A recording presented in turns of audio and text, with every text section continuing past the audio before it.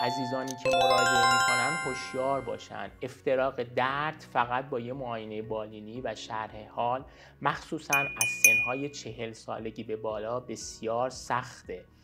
به ویژه در افرادی مثل افرادی که نارسایی کلیه دارن، در افراد سیاه پوست، در خانم‌ها و افراد دیابتی. اینها شکل دردهای قلبیشون شکل دردهای تیپیک یا اختصاصی که خدمتتون عرض کردم نیست. معمولاً با یک علائم ایتیپیکال یا اختصاصی مثل یک سرگیجه، مثل یک درد معده یا اپیگاستر، مثل یک تنگی نفس فعالیتی، حتی با یک احساس گزگز و مورمور شدن دست میتونن مراجعه کنن و عامل از قلب باشه.